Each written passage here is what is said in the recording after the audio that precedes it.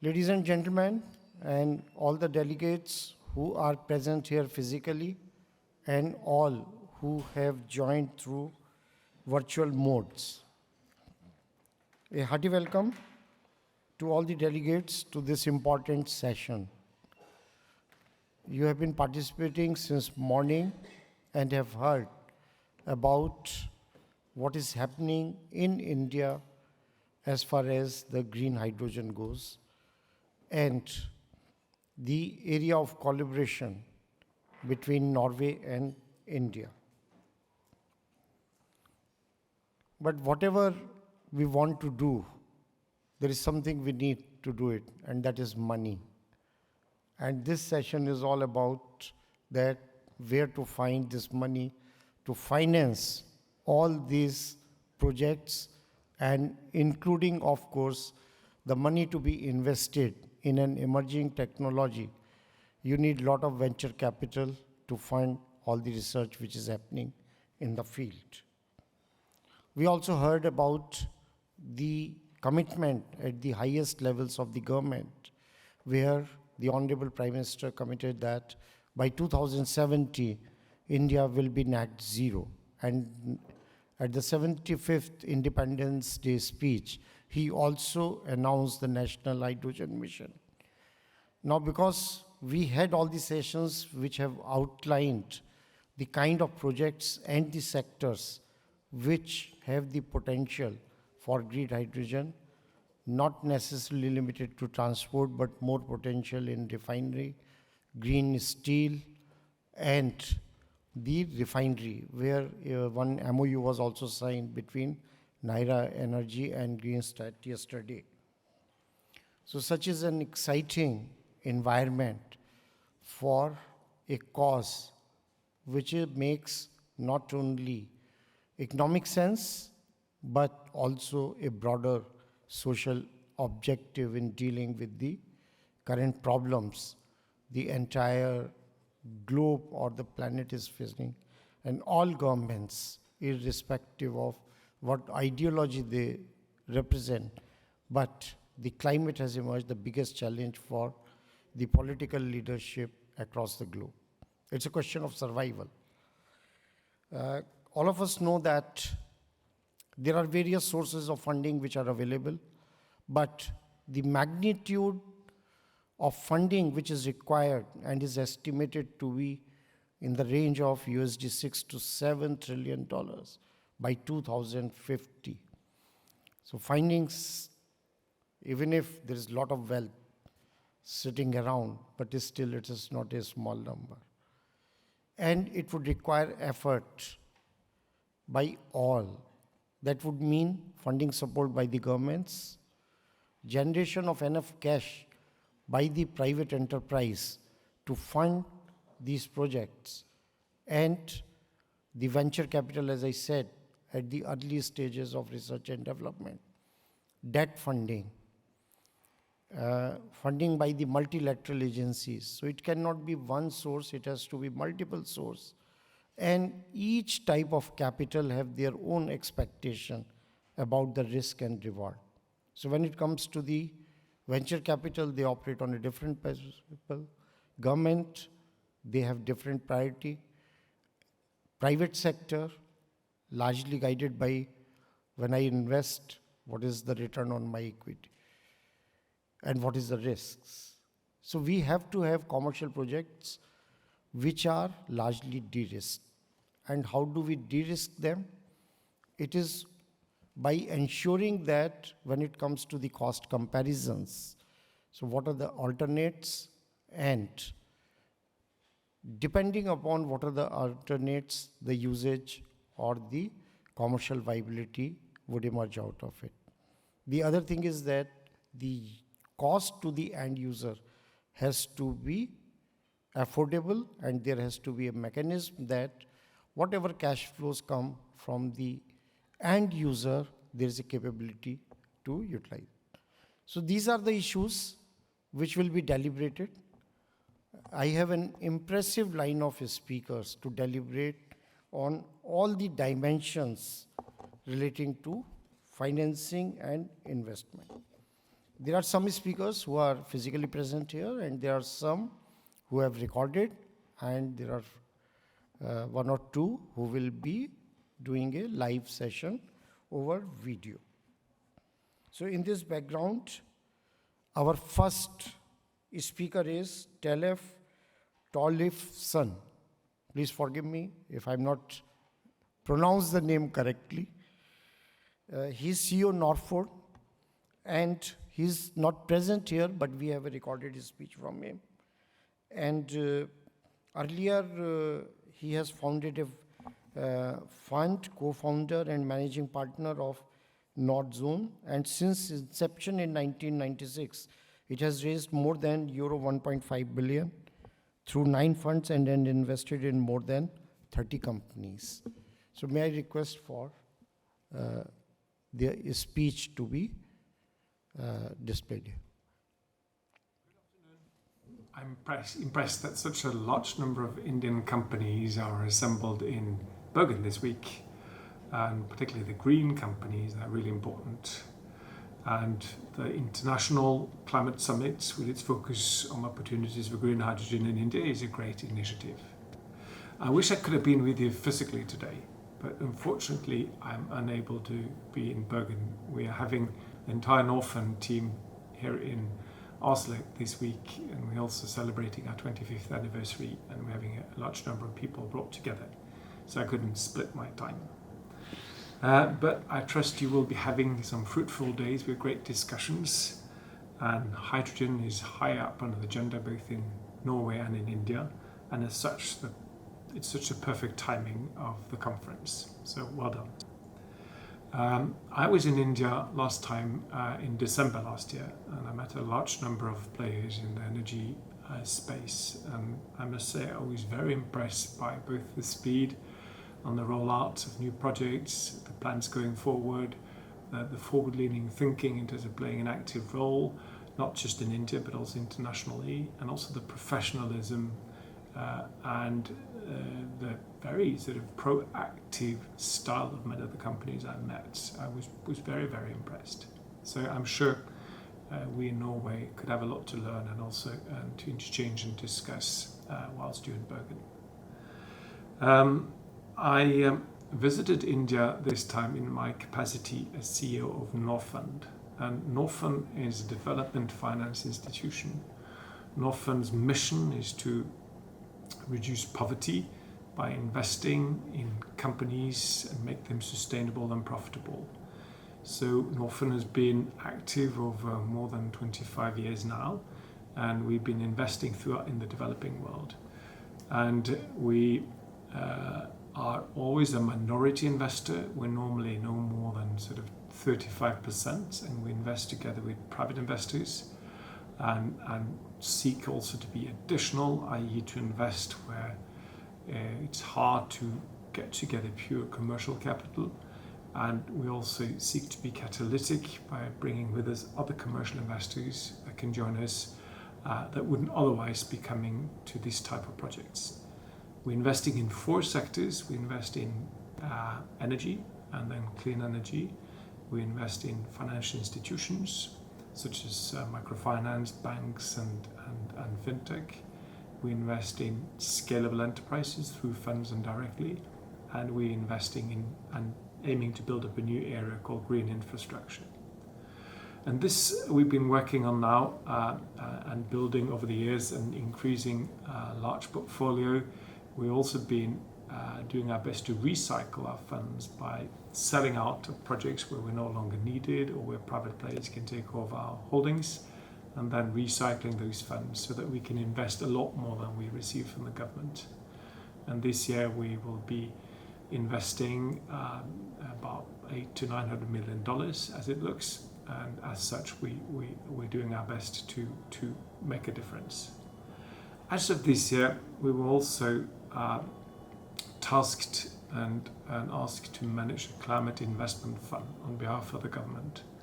The fund has an initial fund size of a bit more than 1 billion US, 10 billion NOK, and the money will be transferred to us over a period of 5 years, and the first funding came this year.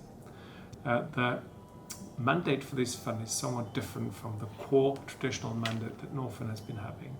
The Climate Investment Fund will focus on countries where we have a maximum climate effect. We shall still be investing in ODA countries, but we shall focus on countries where that otherwise would be building out coal-fired power plants and fossil-based power solutions, thereby by rather building out green and renewable power production units, the reduction of the avoidance of CO2 emissions will be maximized.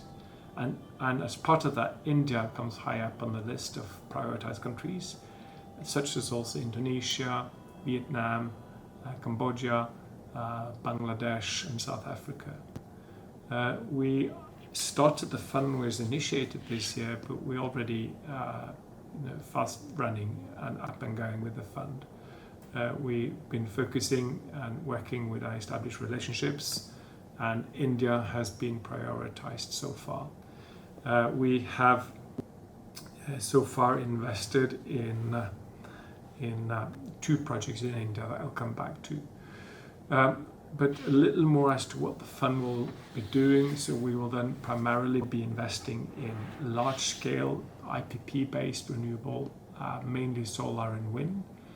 We'll also do some small-scale renewables in the C&I space, and that's where the bulk of the funding will go. But we will also be investing in battery storage. We've invested in 1 project in South Africa that includes battery storage tied up to solar. And we will be investing in green hydrogen, which obviously is of key interest for this audience. We're also looking into potentially doing some transmission, and particularly transmission then tied up to the projects that we are involved in, so as to have them connected to the grid. But clearly large-scale IPP-based renewables will be the biggest segment that we'll be investing into. We have a pipeline, as it looks now, of sort of 8 to 10 billion NOK, and the largest part of our pipeline is actually in India. Close to 40% of the current pipeline is in India, some 25% in Vietnam, and the rest in South Africa and some other Asian countries. Solar clearly is the largest part, close to 50%. So far the pipeline is solar. Wind energy is obviously important. And some hydro, but mostly wind and solar. We invest through and with industrial partners and financial partners, and as such we're teaming up in India with some other large players that can help us to get into the right projects. So far, the 2 large investments we've done in India has been first into a company called Fourth Partner Energy, which is a leading player within distributed solar. They do rooftop-based installations mainly, and they have the bulk of the operations are in India, but they also are active in Sri Lanka, Bangladesh, and Vietnam, and they are a relatively large player, and we invested some $90 million into the company. We announced just last week that we also invested together with Enel in a project TAR, which is also a large sort of developer of solar, and they aim at delivering some 800 gigawatts to the grid, and they're building out new projects as we speak. So on that basis, we will also now actively going forward be looking into hydrogen. I've noticed that a number of green hydrogen projects have been announced in India, and also noticed that hydrogen is on the roadmap of many of the large players. I still haven't noticed that many projects that actually started building or that are in sort of construction phase, but clearly there's a lot going on. We will follow those closely, and hopefully Northern can play an active part in some of these projects. I'd love to see Norwegian and Indian players teaming up and doing some of those projects together, exploring and using each other's technologies and the best of practices, and in that way also help bringing the world forward by innovating new solutions. So I wish you a fruitful conference and the best of luck, and thank you very much.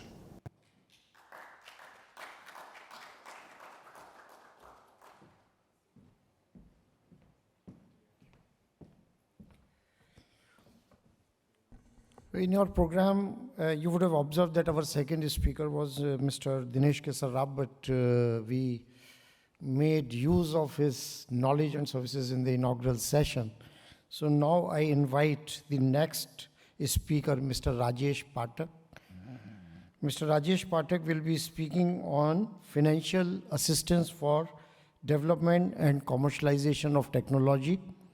He is secretary to the government technical board, and he brings a rich experience both as a bureaucrat as well as a finance professional. He was member finance, Inland Waterways Authority of India. Over to you, Mr. Rajesh.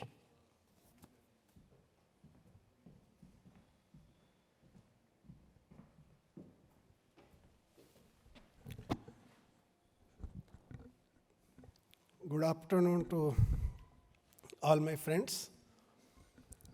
Yeah, this really, for me, it's disheartening to note when the issue comes for money, because as you rightly said, after all, if you want to do any technology development or per se, you need lots of money.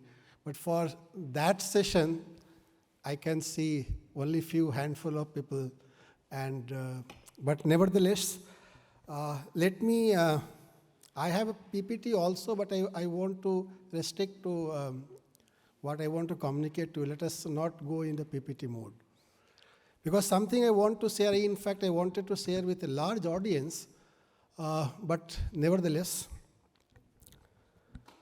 we in the Technology Development Board is a statutory body under Department of Science and Technology, Ministry of Science and Technology, Government of India. As you may aware, this Department of Science and Technology is involved across the field. You name in any field, R&D, etc. support and to technical institutes is through my ministry. And I am secretary to one of the statutory body under Department of Science and Technology. And this is a unique organization within the entire Government of India setup. You can call me as a techno-financial institution per se. I give you certain anecdote to make a point, and on top of it, this organization is not even well known by our own people, forget about others. Today we say in technological innovative front, when COVID happened, we were able to manufacture COVID vaccine and able to run world's largest vaccination program within a year or two, that Covaxin or Covovax, etc. The foundation stone was laid by Technology Development Board for this in year 96-97, not known to many people. When Dr. Krishna Ella of Bharat Biotech or Dr. Reddy of Santa Biotech came from US and wanted to manufacture hepatitis B vaccine in India, that time people doubted their capability and banks were not able to finance them, fund them. Technology Development Board supported their projects. We have supported so many projects of all pharma sector company, and a base was built on which we were able to respond to this COVID-19 pandemic. Today, as you may aware from my Indian friends, even Norwegian friends also, that last UN speech, my Honorable Prime Minister says that India is going to manufacture nasal vaccine. And this nasal vaccine project is being supported by Technology Development Board in the state Odisha. The entire plant is going to set up over there. Some speaker talked about this malaria problem and we don't have vaccine. By the way, this same plant is going to export malaria vaccine to African countries. Under WHO, we are going to set up that plant. We are manufacturing malaria vaccines as well. Coming back to another example, which is way ahead of our times. In year 2000, the Technology Development Board supported, funded a project called Electric Vehicle by Reva company, unheard of. That is the first electrical vehicle manufacturer in India. Now later on, Mahindra took over.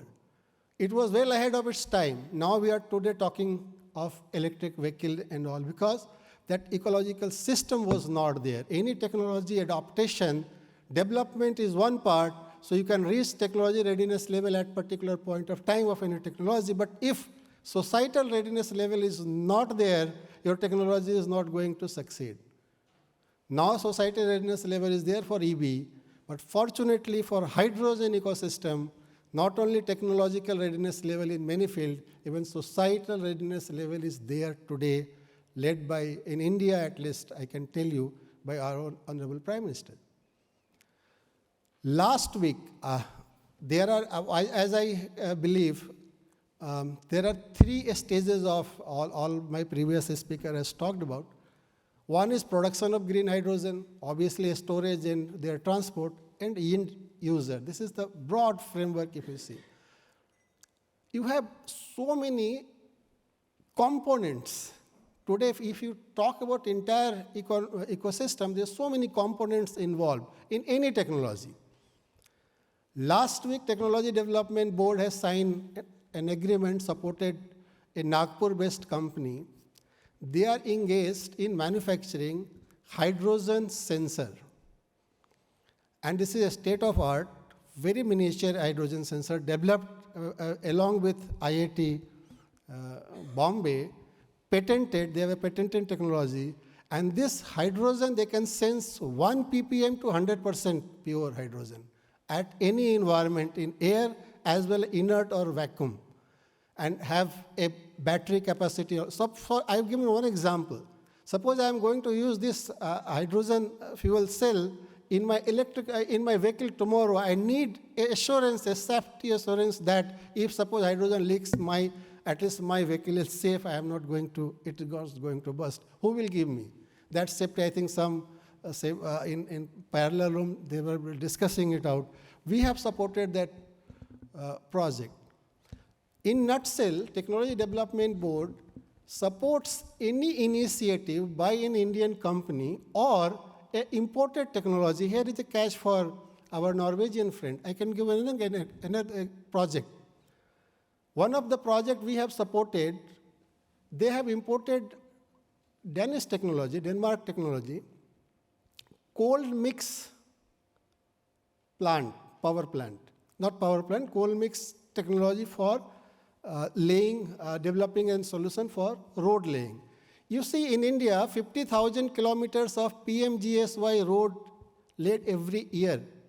And 1 kilometer of any road, if you shift it from a hot mix plant to cold mix, you are going to save around 6,000 liters of diesel and few, I think, million tons of carbon dioxide emission in the air, plus all other environmental issues related. That technology we have supported. So we not only support indigenous technology, development technology, but if you have imported technology also by an Indian company, you can collaborate with and come to India and want to set up your factory and plant, then Government of India gives you, through Technological Development Board, a very subsidized rate of interest. We charge even just 5%, simple interest. Whereas today also, if you go to any firm, you will not get 9 to 10% below from the bank, that too compound interest. Plus, our system of evaluation is so robust system that we involve experts from their field at the project level. We do not reject any project unless there is a serious lacuna on technology, which we advise through. We do not charge anything for the project submission. Project evaluation, we go to the project side along with my technical experts. We guide them that here are certain things, if you can do it, your project will be a success, or in a mid-course correction. But once your project is successful, 1 year moratorium, then you repay me my money in another 4.5 years with simple rate of interest. We have supported more than 300 or around 400 such companies. If I can list it in across the sectors. And today also we absorb risk, because technology is a risky proposition. You may succeed, you may fail. But we absorb that risk and we support that through Government of India. So my only message to both Norwegian as well as Indian counterpart, as the thinking in India has changed. India is not changing, it has already changed because in the mindset. We are not thinking of our own. We always think about the world. And here is a great opportunity for Norwegian, because you know the technology. There are technological development happening in hydrogen field. Last week only, my minister, Dr. Jitendra Singh, has in fact unveiled the first hydrogen fuel cell powered bus by our own scientist. So they are happening, but you are well ahead. So if you can collaborate with us and think of not only meeting the needs of India, but the world. So this is not a hydrogen opportunity in India, it is green hydrogen opportunity for the world. India and Norway can join hand together, and Government of India through Department of Science and Technology Development Board, there are other various organizations which gives funding. We are there to support your capital investment to the tune of 50 to 70%. We have now extended our limit in the last board meeting for a startup company. And the ecosystem has developed in India is not, you can say, backed on this for last few years. Today we have a unicorn of around 105 or 6 in India, third in the world. And we are soon going to surpass the rate every 3 years. A startup registered in India are more than 75,000. And every month around 3 to 4 startup is getting converted into unicorn. After US and China, India has now become third, surpassed UK last year only. And maybe a few years down the line, we are going to surpass even China also. The rate at which we are converting. So there is huge opportunity, and hydrogen economy is future for another 20 to 30 years if I have to reliant on. And there is a supports mechanism available. Government of India is setting up, as some speaker told, that 500 million or say 100 million hydrogen fund, probably through Department of Science and Technology for R&D also, we will be involving into it. There's a formulation stage, so we cannot disclose much about it. But definitely there are. But nevertheless, even if you have a technology today and want to come and invest in India, we are there to support you. Thank you. Thanks a lot. Thank you, Rajneesh ji. Yeah, please. No, there is no ticket size as such. I will give an example. Normally, a startup, plus we not only support a startup, we support established company also. But my only criteria is it has to be technological innovation plus Indian company. So you can import any technology, adopt for wider utilization. And project sizes depend upon project size. We can support even few lakhs to few crores. Maximum support I have given till date to that to established company Aditya Birla Group for manufacturing there some fiber, around 250 crores. Maybe in Indian currency you can convert it. So money is not a problem. Government of India can support, provided you have a technological solution, we can go to the government. Finance Ministry is very eager to support this hydrogen economy, no problem. Thank you.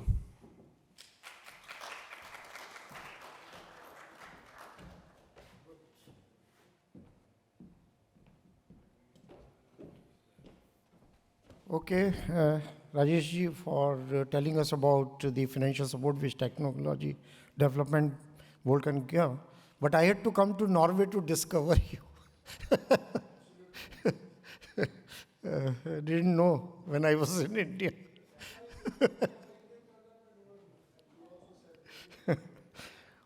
Yeah. So now Our next speaker is your very own, Mr. Vegard Freihammer. Is that correct? Thank you.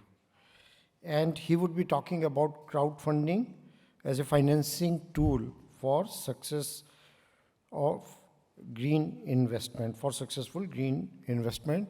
He's a founder, and I was very impressed to know, and in fact many people were impressed to know, that he calls himself green executive officers.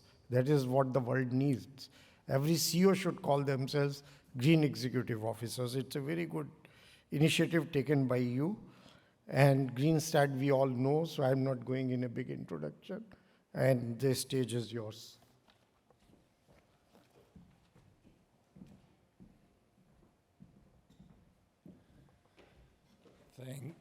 Thank you. I'll see, is this the... I think it was the wrong presentation. That was yours? You forgot to use it? Yeah. We'll see if they change it. There we go. Yes. Yeah, he mentioned that we chose or I chose the title Green Executive Officer instead of Chief. When we founded Greenstat back in 2015, I worked as the head of renewable energy at Christian Michelsen Research Institute. And it was a lot more important to be green than to be chief at the startup. And I still think so. Yes, so today I will present some thoughts on how to combine crowdfunding with more professional investors, and especially in the phase before your business case is ready to present for the more professional investors. We've shown this slide before today. The mission for Greenstat and why we exist is that we want to be a player who makes business at the same time as we reduce climate emissions. And our vision is, and we know that the world has to be zero emission. And the work that needs to be done to replace all the fossil fuel with renewable energy sources is huge. And it needs a lot of human capital, and it needs a lot of financial capital. But we don't know exactly which solutions that will win, sort of, or be a part of the puzzle. So that's why we, at Greenstat, we do not only focus on green hydrogen, we also focus on solar, wind, we have energy stations, so that the investors at Greenstat sort of are not taking one bet, but they take a bet on the zero emission society. If there are other better technologies emerging, we will shift to that and balance our portfolio.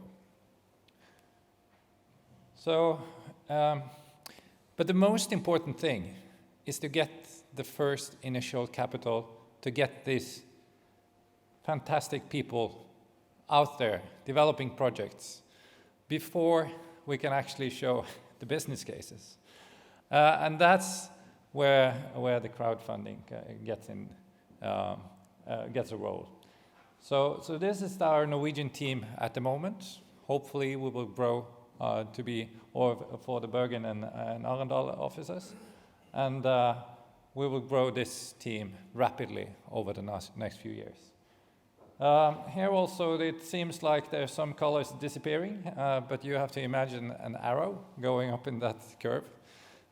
When we started in 2015, we laid a 15-year plan from the start, because we knew from the start that the energy transition that we see will take at least 10 years, probably 15 to 20. So our strategic sort of period lasts until 2030.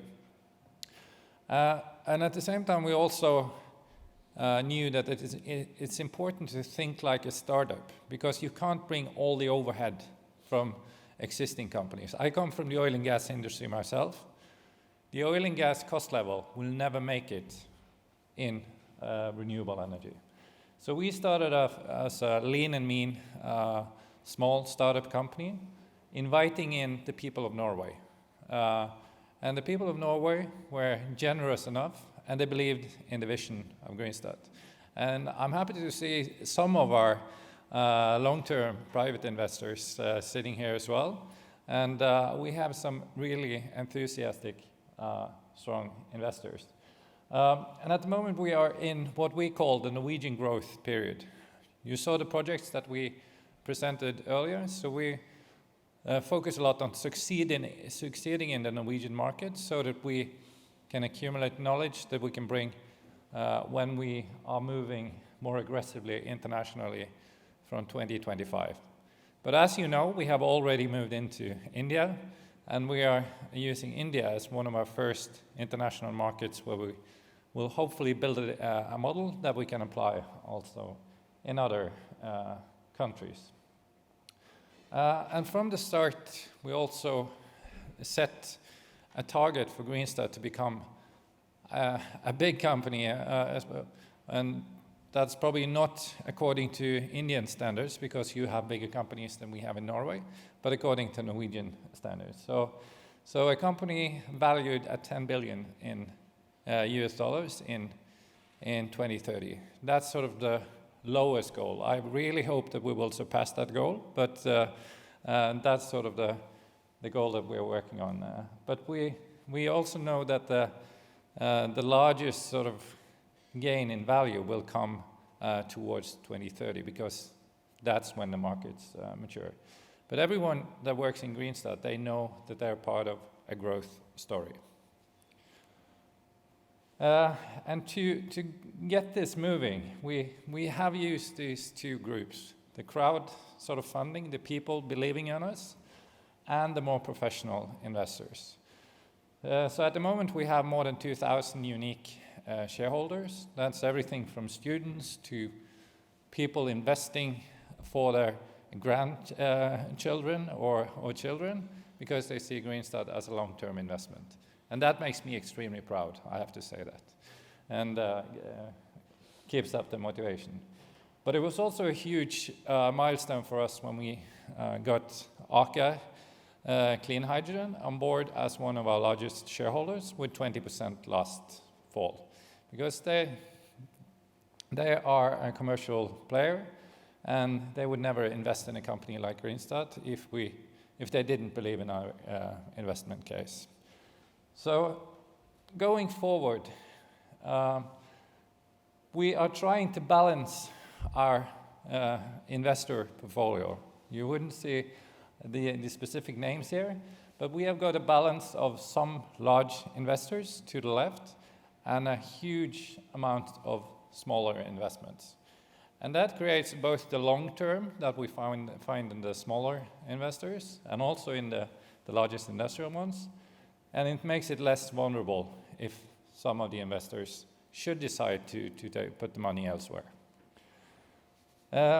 And going from the startup phase, where we have raised roughly $25 million to put our people at work, we are now in a phase where we will raise substantial capital over the next year, and we have to lean more and more towards the professional investors. So we would be happy to invite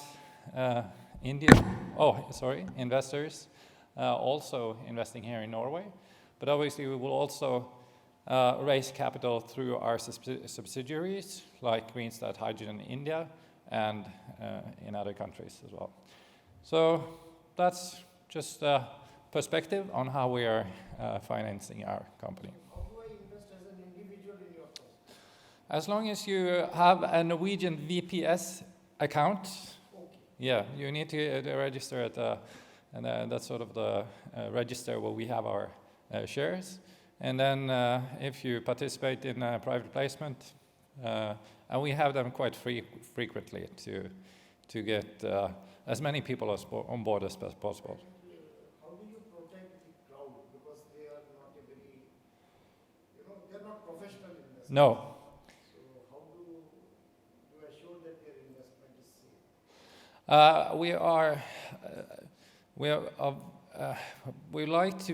We are not very aggressive when we approach investors. We present the case as it is. We encourage them to read through the presentations and the prospectus, and And we also encourage investors to only put Greenstat as a part of their portfolio, not to place it as one single bet. So, but obviously any unlisted investment like we are at the moment is a high risk, so they should be aware of that. We are continuously looking at the listing process, and we will be listed at one point before 2030. Last year there was a huge number of hydrogen companies being listed at the Euronext Growth and the Oslo Stock Exchange. This year it's changed, it flipped, and there's not been any hydrogen-related listings this year. So now we are preparing the company. We are making it sort of listing ready by doing any reporting, ESG reporting and such, just preparing it. And we don't have to be listed as soon as possible, but we will definitely do it at some point. It depends on the growth rate, because obviously we need to grow to take positions within the markets, and also within our portfolio there are some segments that are already profitable, like solar in Norway today with the high electricity prices. We have a profitable business related to solar, and also within wind. Hydrogen is a more long-term commitment, so it depends on how the market develops, and but we also have different sort of income strategies. It's both as a project developer, where we develop projects and sell shares of our projects, and also to sit as a long-term owner and have dividends. So in the short run, it will be to sell shares and then reinvest in new projects that will create the first hydrogen income. Thank you. Thank you so much.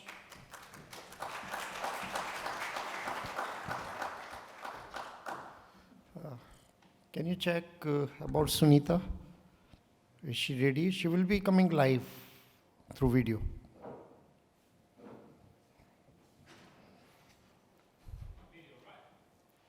Yeah. So our next speaker is Sunita Satyapal. Thank you very much for the kind invitation. It's really an honor to be able to present today, and I really wish I could be there in person, and wish you the very best, and very interested in hearing about the activities between Norway, the India collaboration, and again, an honor to present on behalf of the US Department of Energy, where we have significant efforts and collaborations with all of you. And what I'd like to do is present on behalf of the hydrogen program, where I'm the director for the Hydrogen Fuel Cell Technologies Office, and also responsible for coordinating across DOE programs on hydrogen. And I have three main messages today. And the first is really the sense of urgency. If you look at the climate crisis, you look at energy security, resiliency, from a US energy consumption perspective, we have, for the first time in history, renewables have surpassed coal at 13%. You can see all the different sources here, but we still rely very heavily on fossil fuels. And so the high priorities for the administration are net zero by 2050, also includes completely carbon-free clean grid by 2035. And another priority I would really like to emphasize is what we call environmental justice, or our Justice 40 initiative, where 40% of specific benefits will impact disadvantaged communities. So those who historically experienced energy injustice or environmental injustice. And this is really critical as all of our countries look to expand, accelerate clean energy to ensure that there's equity and don't inadvertently impact, again, have negative impacts to those less fortunate, the disadvantaged communities. And so hydrogen is one part of a very comprehensive portfolio. This pictorial shows our Swiss Army knife concept of hydrogen, so the fact that you can make it from diverse domestic resources, store it, you can use it across end use applications, especially for hard to decarbonize sectors like heavy duty transport, industrial applications. Steel alone accounts for 7% or so of global emissions. again, a lot of opportunity there. It provides that versatility, flexibility, fuel as a feedstock. And so our program covers the entire value chain from research to deployment. And we have a very comprehensive program plan that's available on the website, hundreds of projects, huge opportunity for collaboration, hopefully with many of you.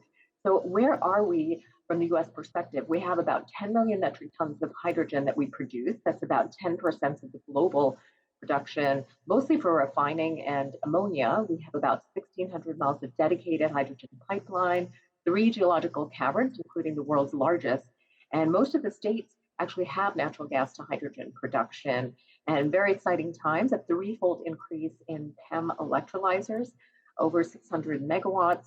And again, a strong Norway connection. In fact, in terms of manufacturers, we have thousands of fuel cells in the market. So one I'll highlight, which might be of interest to the audience as a niche market, is the forklift application. Now over 50,000 major companies like Amazon, Walmart are refueling. In fact, every few seconds, some customer in the US is refueling with hydrogen. So that's really helping to develop this nascent industry. But it is still nascent. And so one of the challenges really is cost.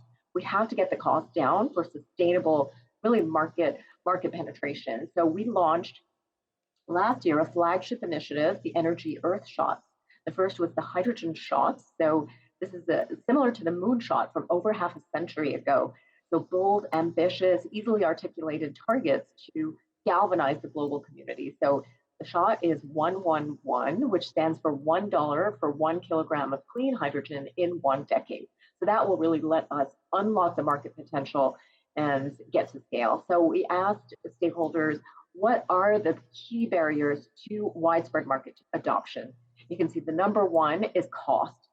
Well, also, there are many other challenges. So infrastructure, public awareness, understanding, safety concerns, again, many challenges. And so my second key message really is laser focus on cost. How do we get the cost down? In lots of opportunities for collaboration, hopefully with many of you. We're looking at all different pathways. Electrolyzers are, hydrogen roughly at about $5. Again, many assumptions here, but green shows electricity cost, the blue is capital cost, maintenance costs. How do we develop strategies to get down to $2 to $1? And we're looking at thermal conversion, for instance, pyrolysis, other approaches to get to clean hydrogen and emissions reduction and cost, advanced pathways, just direct photoelectrochemical approaches. Again, a lot of opportunities for collaboration. But it's not just hydrogen production cost. We have a number of targets, so DOE targets on what's needed to be competitive from a market perspective. So $80 a kilowatt for fuel cells for heavy duty trucks. Today we're at about $300. Again, that's a low volume shown in the red. Orange shows you the high volume projection. Even if we were to get to economies of scale, we're still not there yet. Mentioned production, delivery, dispensing, hydrogen storage on board. So again, you can see where the current status is and where we need to be. So now you might ask, how do we actually reduce the cost? And so here too, we have many examples. If you look at electrolysis, electricity cost is huge, so efficiency is critical. Capital cost. You look at infrastructure and hydrogen stations at high pressure, compressor cost is really critical. Storage, dispensing, chillers. Hydrogen storage on board, carbon fiber is a major contributor, so that's significant. Again, many examples of what's needed. So the second, big message is cost. But fortunately, we have the significant policy initiatives in place. So the bipartisan infrastructure law provides $9.5 billion for DOE, $1.5 billion for electrolysis and manufacturing, recycling, $8 billion for at least 4 clean hydrogen hubs, so ecosystems across the country. We're developing a national strategy. And then most recently, we had the Inflation Reduction Act that was signed into law, which provides unprecedented tax credits for hydrogen. And so again, very exciting time. We have a comprehensive program, research and development. Again, lots of examples of collaboration, hopefully with many of you and your stakeholders, consortia. We have national laboratories and validating first-of-kind demonstrations, so renewables, nuclear as well, with hydrogen, electrolysis, truck prototypes, even the first passenger ferry in the Western Hemisphere, hydrogen for steel. Again, many examples of projects I mentioned the hydrogen hubs, and we also have financing. Our loan program office just announced 1.5 billion. Again, how do we really accelerate that bridge to bankability and enabling activities? So here too, want to emphasize workforce development, also a great opportunity for collaboration with your countries. We have High Blend. The Center for Hydrogen Safety is really the main one I would like to highlight today. So I think we all recognize the importance of safety. We have over 90 members. Anyone can join. It's a global initiative here. Lessons learned, best practices, courses, training, even translated in other languages, certification, credentials. So please do take a look at this if you do get an opportunity. Which really brings me to my third and final message today. And really wish I could have been there in person, but it's the collaboration that, as well as diversity, equity, inclusion in everything that we do. And there's a quote that I've been using often, which I really like. And since there's so many experts, I think, in the audience, I'm imagining we all know that no matter what you do, no matter how hard you try, no one person can whistle a symphony. It really takes the whole orchestra. So we need everyone, all hands on deck. Governments, industry, national labs, academia, investors, the global community, all communities. So again, for us to collectively meet our goals, collaboration is key. So I would love to highlight some of the international collaborations. Again, really looking forward to collaborating with all of you. We have mission innovation, clean energy ministerials, for example. H2 Twin Cities is a new initiative linking cities across the globe. Again, many examples. A great resource for those of you who are interested is iphe.net. Lots of information across the countries, facilitating international trade, the breakthrough agenda at COP26, mapping different international initiatives in hydrogen. Again, this is just a few examples, many, many more. And then finally, for those who are early career professionals out there, recent graduates, students, postdocs, I do want to highlight the Early Career Network. So 37 countries, over 200, completely run by these students and graduates. So a great opportunity to network and really to help to incentivize and build up the next generation of leaders in hydrogen and fuel cell technologies. So again, we have lots of resources available that I wanted to provide. Increase your H2 IQ hour, lots of examples of our projects and details, technical information. Love to connect more in terms of suppliers and those who are interested. In fact, finally, we have, in the honor of the atomic weight of hydrogen 1.008, October 8th or 10/8 is designated National Hydrogen Day in the US. So lots of examples of social media and news releases, again, increasing the public awareness about hydrogen and fuel cells. So with that, again, a big thank you to all of you. It's once again a great honor to be able to present here at this conference.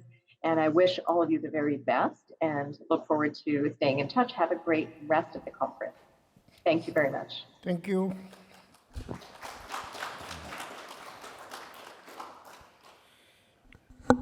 Now, I invite Sunil Jain. He will be speaking on green hydrogen investment. Sunil Jain is operating partner of SR Capital. Prior to SR, he was the CEO and ED at Hero Future Energies, which is one of India's global leading renewable energy companies with a portfolio of almost 2 gigawatt across wind and solar assets, both operations and under development. So can you connect to Sunil?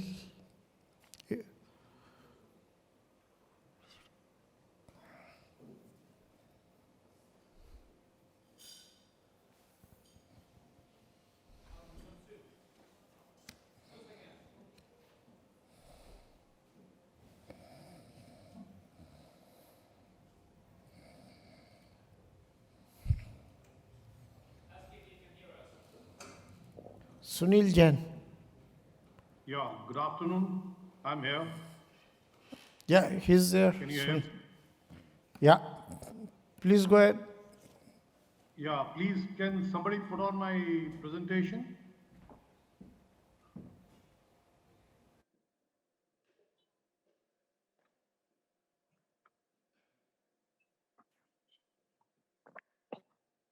So we have been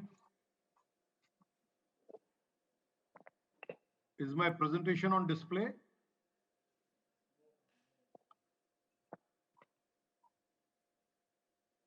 No, not this one. It's from SR.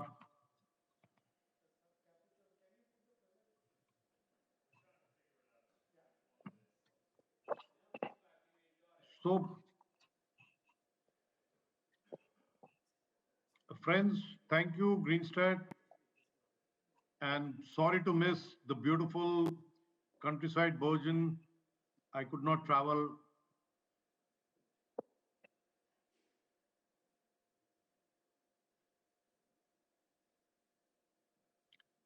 But having said that, we are in exciting times as we discuss one of the most wanted and future fuel of the world, green hydrogen. Well, we believe that green hydrogen is going to be the holy grail. Possibly yes, possibly no. But it could be one of the critical pillars for our net zero ambitions, aiding the decarbonization of the global GHG emissions. It would not happen easily without the policy supports. And as we move forward with low cost of renewables, scale of manufacturing, it will be providing probably a global energy security and more so to Europe, which has been, and to India, who are, while both are deficit on the gas availability.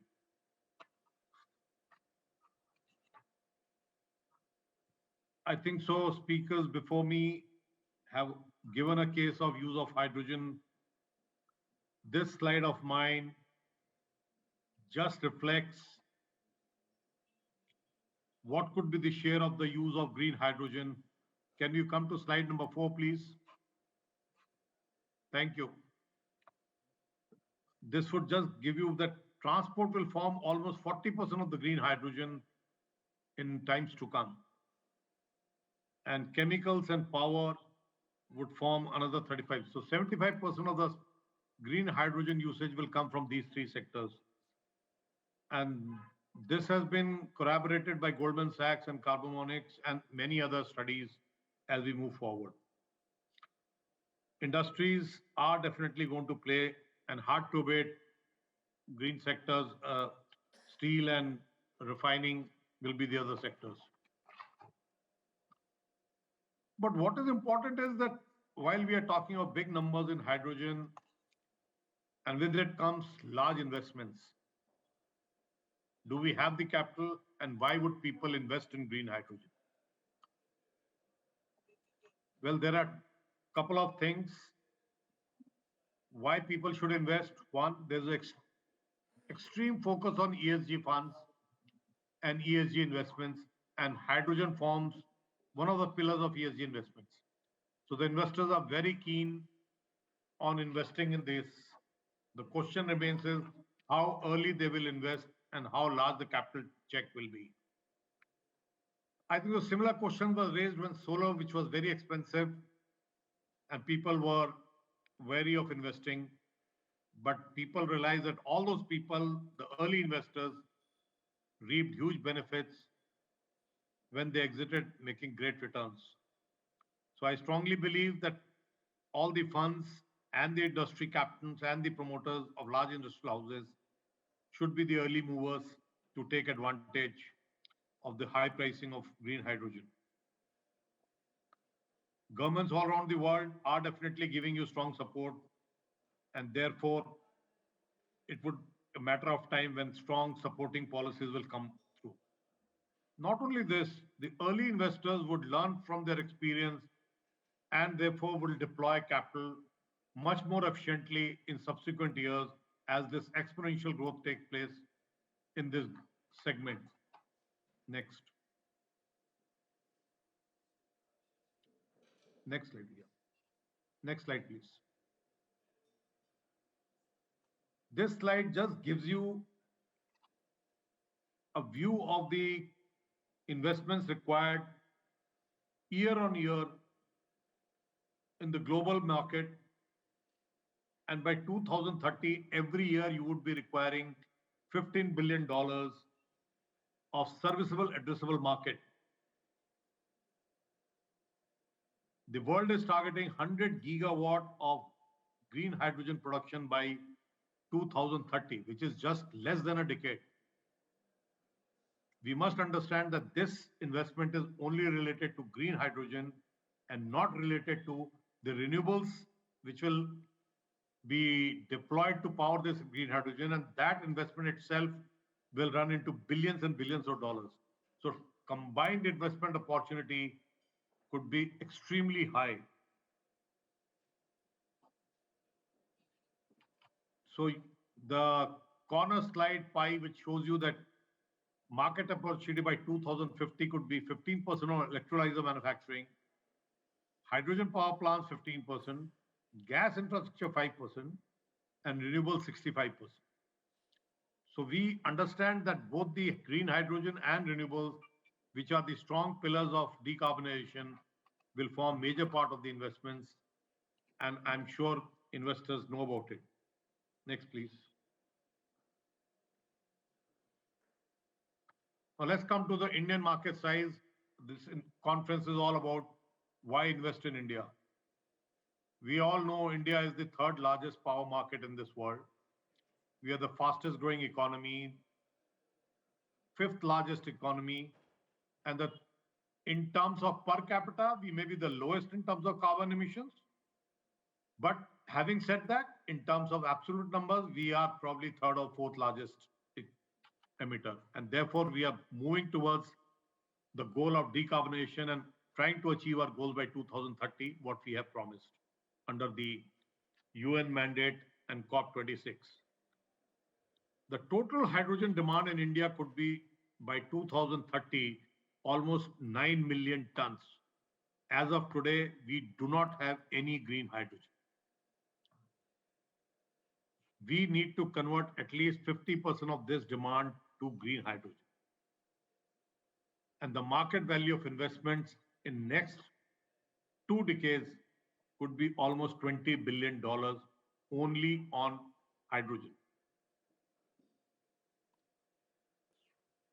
And therefore, and India being one of the largest steel producers in the world would need green hydrogen by abundance. We've got large refineries. So overall, we have a captive demand, captive consumption requirement, and therefore it is extremely essential that people take cognizance of this large market and become early investors. Government of India with the hydrogen mission is definitely supporting this in a big way through enabling policies. Now, investment opportunities, I would not say it is only in generation of hydrogen, there's a complete value chain from upstream to downstream where investors could look at their sweet spot and invest. But the biggest, of course, investment would come into manufacturing and generation. Today, there's hardly any manufacturing for electrolyzers, and that segment probably needs a big ticket investment, both domestically in India, to take the PLA advantage which Government of India is willing to offer. So generation and manufacturing should go hand in hand, and those investments could be phenomenal, running into billions and billions of dollars. The biggest challenge for any country would be the logistic and transportation of hydrogen. And that's another segment which a typical type of investors could look at in creating that infrastructure. It is a part of a gas, so gas infrastructure investors who have been already very evolved could look at this segment and how to marry natural gas with the hydrogen gas. Industry uses, of course, but that segment is definitely looking at a different sort of investments, and those investments would come at based on the business model of the industry. Next. Next.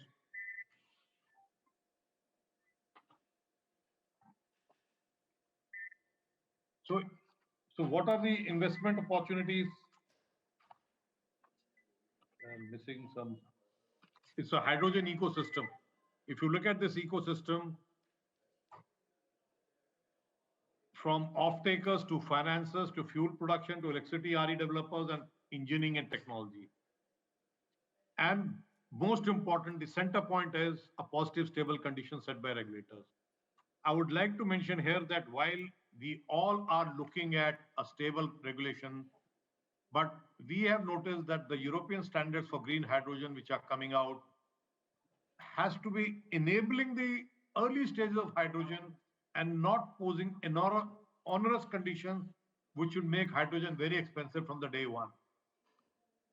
You can gradually bring in those stringent conditions in terms of showing it green, give it a slight leeway as we scale up and bring the cost down, and then bring those imposing conditions. And that would be probably my suggestion for the regulators, both across the countries and Europe. Next.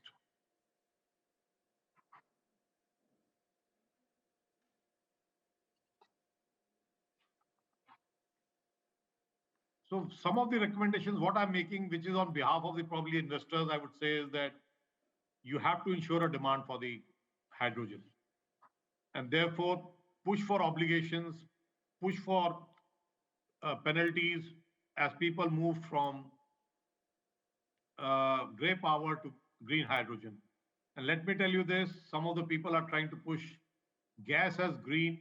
I think so that's a misnomer. You will ultimately have to move to cleaner hydrogen in the long run. And that is why I said that Europe should be a facilitator and for a long-term investments into hydrogen. Let every company and country have national targets and company targets for a good roadmap. I've already talked about the regulatory push.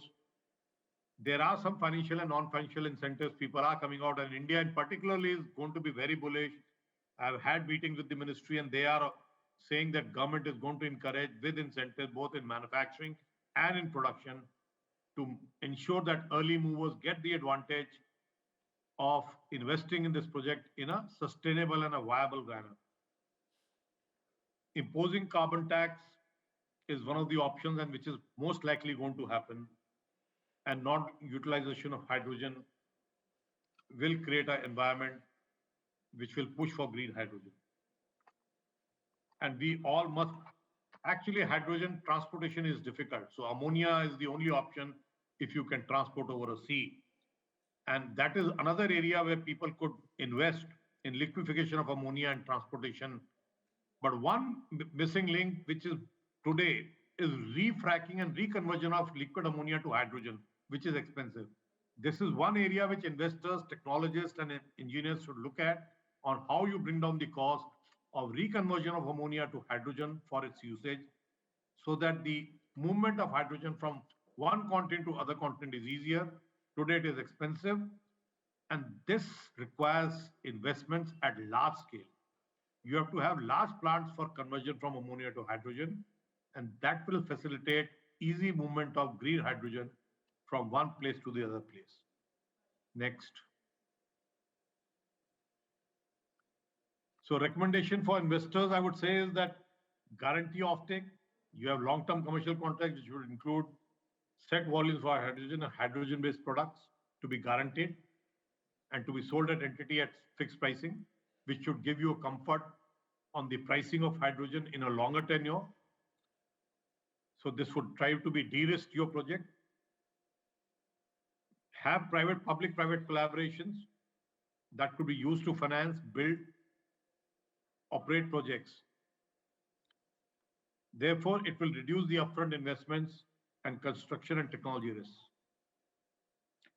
Let me just assure the investors that the early EBITDA which you are available, as I've got 15 years of experience in solar and wind, you make better returns when you invest early than when you enter a hugely competitive market where your returns shrink. So thank you all for listening to me patiently, and I hope some of the investors and governments would take cognizance and invest in a bright future of green hydrogen. Thank you.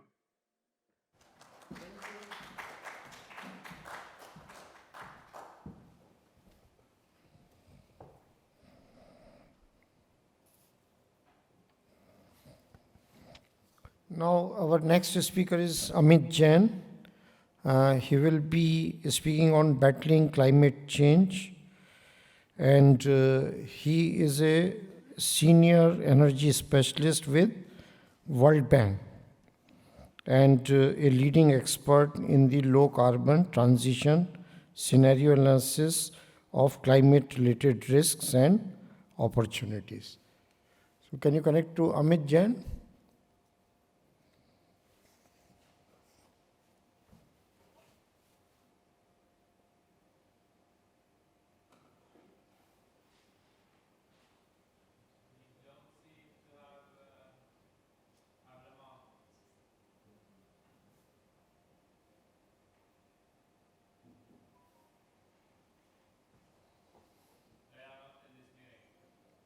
He's not connected?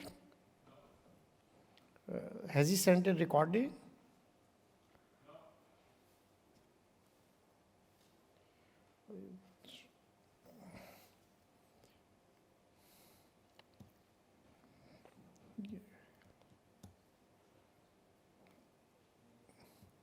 आप जरा check कर सकती हैं अमित जैन का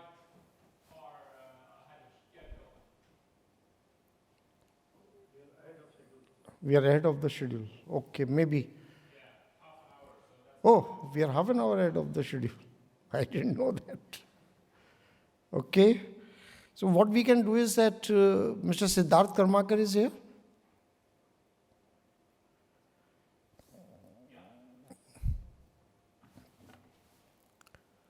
Okay, Siddharth, we can take Siddharth Karmakar's session first and then take Amit Jain.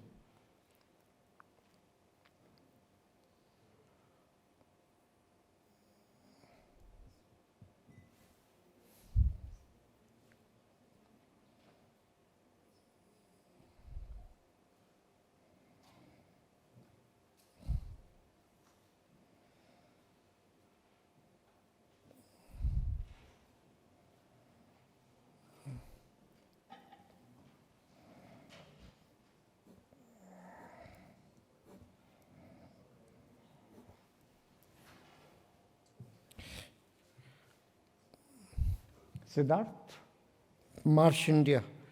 So basically, like we are talking about investment, but now Siddharth will talk about that. How does your investments get protected? Because that is something we need. And he's an insurance professional. He's EVP at Marsh India, an insurance professional with over 17 years of experience in advising, structuring, managing, and underwriting of general insurance business. So, over to you, Siddharth. Thank you, Rajneesh for the introduction, and good evening, Bergen, and greetings to all the organizers and the participants of this conclave. I think throughout the day, we have listened to some really, great minds on the green hydrogen landscape, and it was very exciting for me to listen to this entire conversation through the day. And but I think the dialogue which I caught the most was what Mr. Rajneesh ji said, is that ultimately it needs money, right? So we are gonna discuss a bit about while the investor is going to invest a lot of money, how do we ensure that we have the proper risk management and insurance framework available to basically protect these investments in terms of the long-term perspective. So would somebody be displaying my slides, or should I do it myself? Uh, to the organizers, would somebody be displaying my slides?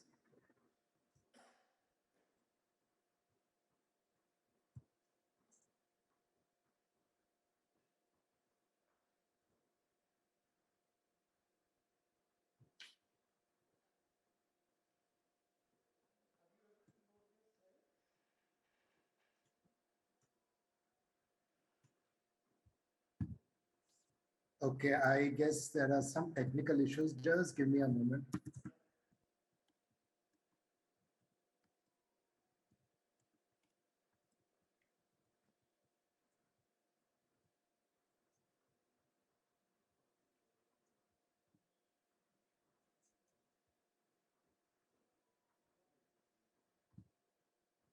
If any of the organizers can enable sharing of screen for me, please.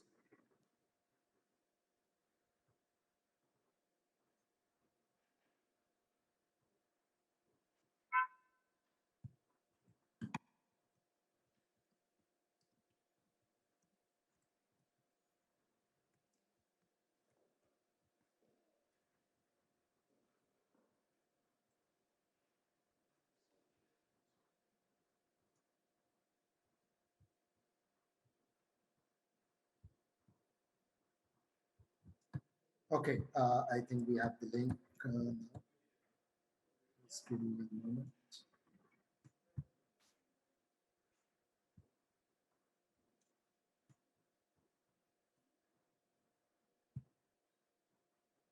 Okay, thank you. Thank you so much to the organizers. So I'm going to talk a little bit in the next about 8 minutes about enhancing the bankability of green hydrogen projects through insurance and risk management. So what we are going to cover is a little bit of the global trends. I won't take too much time on that because we've already discussed it through a lot of experts today. We'll talk a little bit about the strategic and financial challenges from the insurance perspective in terms of green hydrogen investments. We'll talk about how we can use a proper risk management tool to ensure bankability of the project and how we can give peace of mind to our investors and lenders who will be our partners in this journey of green hydrogen. So I think all of you are aware of the global trends and insights of green hydrogen, but a couple of things stand out for me here. One is the huge amount of investment that is expected across the world in this sector. The second is the technology. Now, the technology is evolving every day, and we are right now, doing a lot of pilot projects in various parts of the world. And as we evolve more into the technology, there are changes which are happening, and this is something which makes ensuring hydrogen projects a bit challenging. And I'll just tell you how the entire thing plays out in the next few slides. So if I look at the primary strategic and financial financing risk for green hydrogen, obviously the first one is that the cost of clean hydrogen production today continues to be high. While the cost is coming down, but we'll still need some time to ensure that it is cost competitive compared to the traditional methods of hydrogen production. Technology certainty at scale. So this is a very important thing because unless there is a technology certainty in a large scale, as we were seeing in the last session about large scale projects, unless there is a technological certainty, the insurance market is going to be very wary of insuring these sort of novel or prototype technologies. And of course, the most important thing is securing institutional finance. And we'll see that how, as project developers, we can ensure that we have a better, financial terms, a better acceptability of the project by doing a proper insurance and risk management mapping. So typically, what happens is that when we are looking at projects, technology, investments, insurance often is an afterthought. And what happens is that whenever we are in the initial stages of the project, we seldom take insurance into the overall, scheme of things, which at times leads to a lot of problem as the project progresses. Because unless there's a proper insurance strategy in place from the beginning of the project, there might be misunderstandings when the final financing and first drawdown, etc., happen. And because of this, things can get unnecessarily delayed. Because when we look at the lenders obviously want to ensure that their investments are safe, their investments are secure, and they're properly insured. So the lenders put down a lot of conditions on insurability of projects. And as I said, that because the insurance market is also looking at this field as a new field, they are also very restrictive in terms of giving the coverages for this. So what we need to ensure is that whenever we are developing a green hydrogen project, we have to have certain strategies in mind from the risk management and insurance point of view. The first, obviously, is the risk strategy, where we identify, quantify, profile the physical risk, and we advise the steps on mitigating the exposure to the balance sheet. The contractual strategy, very important, because there are going to be so many contracts across the entire green hydrogen value chain. So we have to ensure that the responsibility and the liability of each of these contracts are amicably and equitably distributed so that no party is at a loss after entering the contract. The finance strategy, obviously discussing with your lenders in terms of acceptability of the risk management and insurance solution. And of course, finally, placing the insurance with a high rated security, which is acceptable to your lenders and which ensures that at the end of the project period, you are satisfied that your assets are suitably covered. So now what happens typically from the insurance market perspective is that because this is a technology or scale which is yet to be proven in the traditional sense of the term, and these are complex projects because today we are talking about going into fertilizer plants, going into refineries and doing some reverse engineering and getting a entire green hydrogen infrastructure in between that existing infrastructure. So there's a lot of uncertainty in the project execution. So what typically happens is if you look at the left side of the slide, that is the client's perspective of the risk. So as a client, as a project owner, I think that my project is very well guarded and nothing can ever happen, nothing can go wrong. But the insurer always looks at it from the conservative side, where they say that okay, we don't have much knowledge about these sort of new technologies, so I'm going to be very wary of giving adequate cover or a limit for this particular project. So this often leads to inadequate insurance cover for any sort of novel technology. And we are actually working on a lot of green hydrogen projects across the world, and this is something which we see day in and day out. So now the solution. So what exactly you as a project owner can do to ensure that there's a proper risk management framework in place. So this is where we talk about something known as a project risk management, which is an auditable project risk governance tool, wherein you have an expert team who basically does a risk management study right from the feasibility phase, from to the design phase, to the EPC and the commissioning.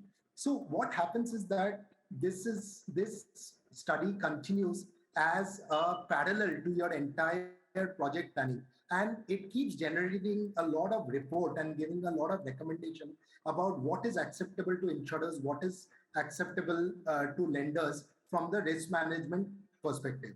So once this study is conducted, it not only helps in satisfying your investor and lenders in terms of giving them a sort of a guarantee that the project is well taken care of from the safety perspective, but it also helps in negotiating better terms for the entire framework and the entire period of the project, which often would be multiple years from the time of planning to execution. So now, how does this project risk management boost the bankability of a project? There are four major functions that this study can do for any project owner. Number one is that the traditional project risk management, which I spoke about, which would mean that this study would help you map the risk, which will help you do a lot of exposure modeling, and will also help you understand which are the risks which you should retain and which are the risks you should transfer. The second is that the study would provide a back-to-back risk engineering support at each phase of the project and would help in producing a lot of reports which will help your lenders and your insurers to understand the project better and give capacities better. The third and most important part is the value chain risk assessment. So today the hydrogen value chain is a combination of a lot of very distinct industries which were till now operating independently. So now when we are, sort of joining these various things like a solar energy joined with an electrolyzer, joined with a refinery, joined with a fertilizer. So when we are joining all these infrastructure together, there's a lot of contingencies which are there in the system. So for which there can be business interruptions. So having a proper view of these contingencies beforehand can definitely help you improve the bankability of the project. And of course, the main idea is that after all these activity, the project owner and the lender is satisfied that a proper insurance is placed with the high rated security who understands the risk and who will be able to pay the claims when the time comes. So this is the last slide, which gives a sort of a little bit technical, but I won't go into it. So that gives a little bit of the desired outcome for after all these activities, which would help the project owners to have a very lender compliant insurance program. And this would be a very big morale or confidence booster for all the parties associated with the project, and especially the lenders.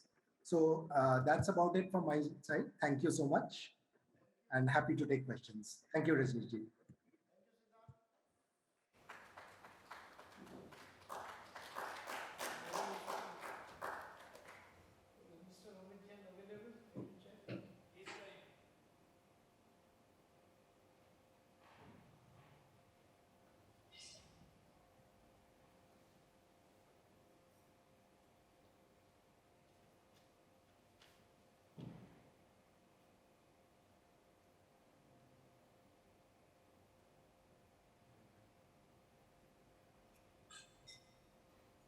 Hi, good afternoon, good evening. This is Amit Jain from the World Bank. Let me pick up from where Mr. Siddharth left.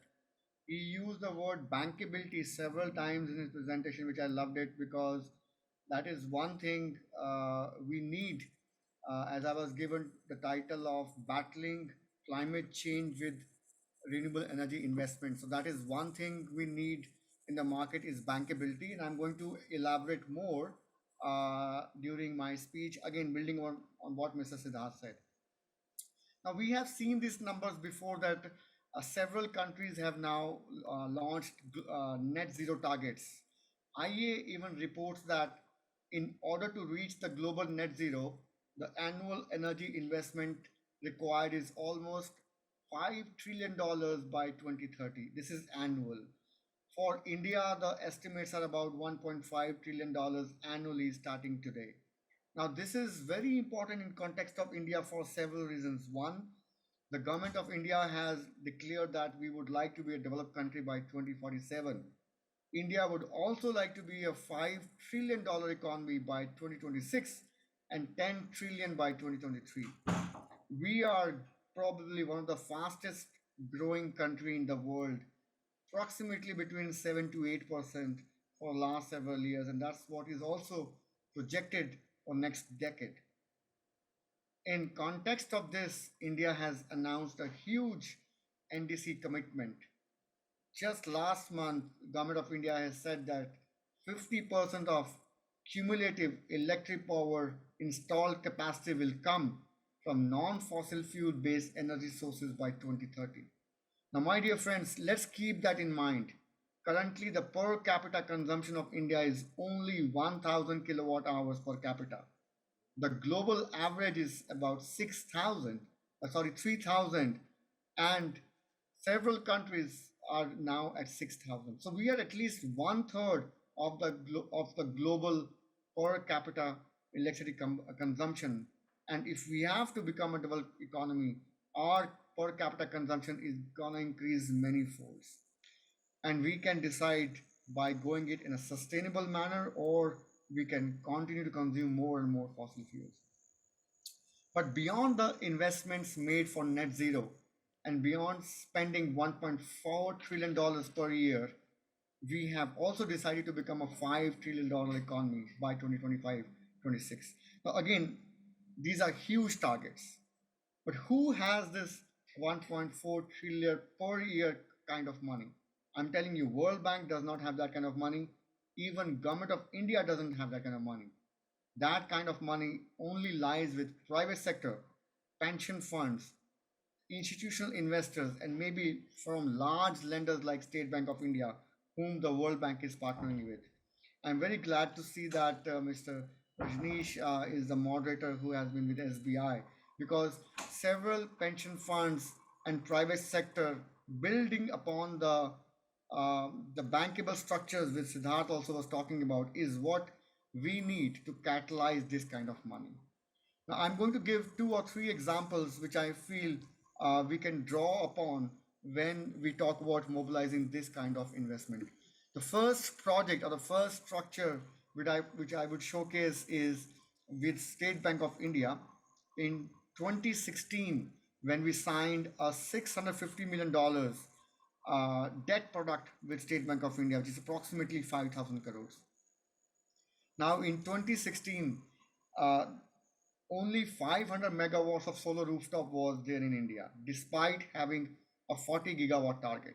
We all know that India is a global leader in renewables and in solar, but this is a rather skewed statement.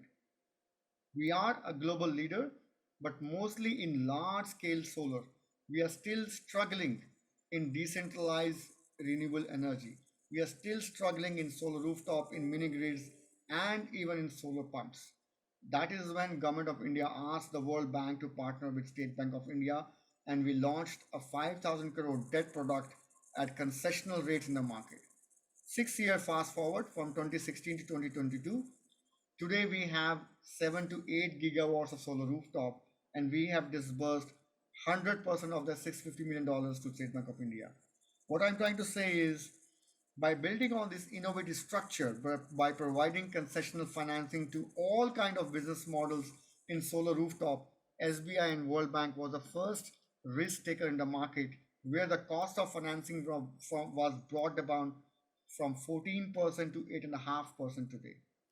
Not only the cost of financing, but through a technical assistance program, policy, regulatory awareness and capacity building was carried out in 18 states in India to brought about a right net metering regulation in all these states. So fast forward, now there's approximately a $5 billion market in solar rooftop, but still we are far, far away from the 40 gigawatt target. In this background, we have further tied up with SBI for a 1,500 crore debt product on residential solar rooftop. The second project which I will bring upon, which can again catalyze the private sector financing, is the role of guarantees. We are working with SIDBI and CGTSME to provide a credit guarantee mechanism for MSMEs. Now, MSMEs, we know, are considered usually having a weak credit rating, and only NBFCs would like to lend it to MSMEs at a higher rate of 14 to 16% for 7 to 8 years. So getting concessional financing for MSMEs has been very difficult. Despite a clear business case for MSMEs, where solar can bring a PP about 5 rupees, but they end up paying about 10 to 12 rupees for per unit of power. So we are trying to bring a innovative structure where we can guarantee 50% of the debt given by any bank to MSME for solar rooftop. So if any project goes wrong, any MSME goes bankrupt, the World Bank will guarantee 50% of the debt payment of any bank who is lending to a RESCO player or to MSME. This is a unique project which we are in advanced discussions with, and we plan to have this project in the next 3 months up and going. So role of guarantees become much more important, because against a $1 of guarantee, you can probably mobilize $10 from the private sector. The third example which I will give, which I think probably a lot of people know about, is a Rewa Solar Park in Madhya Pradesh, which was done 5 years back. I know Sunil was personally involved in that project. Now, in Rewa Solar Park 5 years back, none of the international investors would like to bid in a state project. Everybody wanted NTPC and SECI. So first of all, no international investor would come. Even the domestic investor would put a 50 paisa premium on the PPA price. So we had a lot of consultation with private sector, and we partnered with IFC to bring a 3 tier structure in Madhya Pradesh, where we had a letter of credit, we had a funded escrow facility for 6 months delayed payment, and finally we had the government of Madhya Pradesh guarantee to backstop any delay or default by the discom.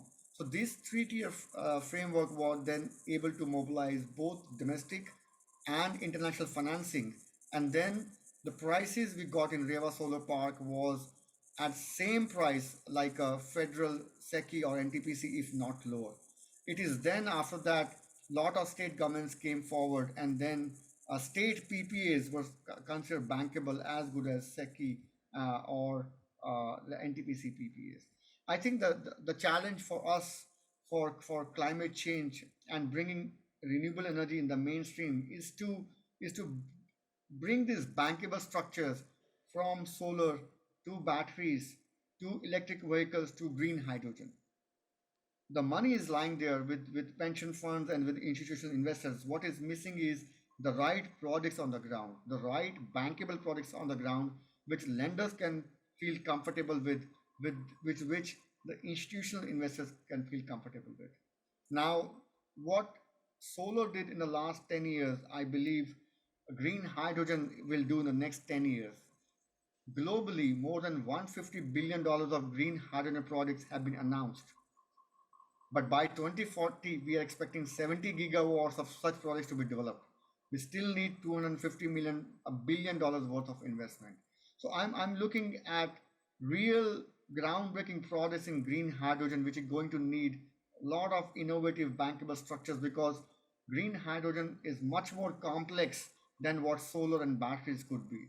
It is complex in terms of innovations in technology, policy, and we are looking at some real innovative financial structures. And World Bank is now working with 20 countries globally to kickstart green hydrogen in several countries, including India, Namibia, Morocco, and Costa Rica. And we are working with these countries to include pre-feasibility studies to including also financing. The last thing I would like to mention over here, I think now globally the governments are getting very serious about their net zero targets. In India, we have seen the CNI sector announcing their own net zero targets and going for open access CNI projects on solar and storage. I still feel that this is just the tip of the iceberg. What the solar revolution has done in the last 10 years, we are going to see much more investments on a $1 billion scale and much more innovations coming up in India and globally, especially in the area of green hydrogen batteries and EVs. Thank you very much.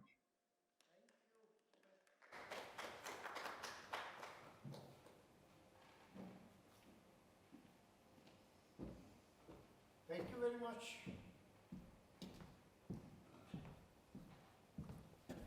So I think we are very much in time, or rather a little bit before time. And I would just summarize about what our speakers have said. And it's very clear from all the deliberations since morning and in this parallel session on investment and financing that the opportunity is huge. Capital is available. It is available from different sources, but what is needed is bankable structures, commercially viable projects, at least for the funding from where it is debt capital or it is a financing from multilateral institutions. There are models which Amit spoke, that it is not that we have to reinvent the wheel. There are successful models of financing and where multilateral institution collaborates with a large financial institution with likes of State Bank of India in India and supported by the government. So it is some sort of a, I would say, four-way partnership. You have government, you have a multilateral institution, you have a bank, and you have a project implementer or a private partner. So once all the elements are put together and they work in collaboration and coordination, then the success of the project can be ensured and whatever targets we set, they can be achieved. And the policy framework matters, and we have been discussing throughout affordability matters, techno-commercial viability, which is a very common term in banking. That is what needs to be assessed. And I think we had a range of speakers with a lot of ideas, and this was a very fruitful and useful session. I would like to thank all the speakers who took time and participated in this conference, and all the delegates who are physically present as well as who have participated through online mode, because this is a hybrid conference. So thank you very much and enjoy yourself for the rest of the day. Thank you.